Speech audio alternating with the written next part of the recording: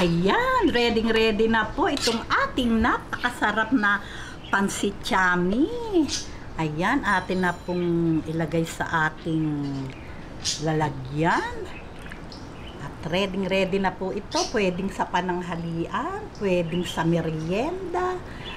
Talaga naman pong napakasarap. Itsura pa lang.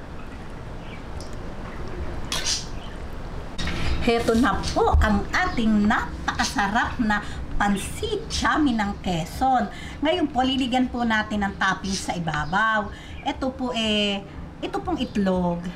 Talaga pong iyan ay meron po talaga yung egg na inilalagay. Pwede po yung ano nga ba yon? Yung maliliit na itlog.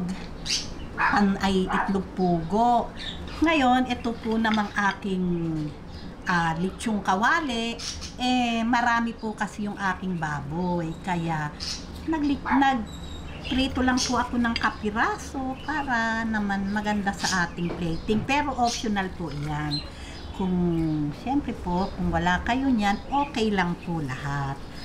Ngayon, pero siyempre, masarap itong ating garlic. Tinoasted ko po iyan para pag kumain tayo, meron tayong nakakagat-kagat na masarap na garlic na ating toasted garlic. Siyempre, hindi mawawala ang ping-ping. Ayan, ganyan lang. O diba, napaka naman talagang katakam-takam ang ating pansit chami dahil tamis anghang. Maglalagay tayo ng siling labuyo. Okay. O ayan, di po ba? Talaga namang itsura pa lang. Talagang gaganahan na kayo. O, okay na po ito para sa ating pananghalian. Diba? Talaga namang masarap. O paano po? Tikiman na po tayo.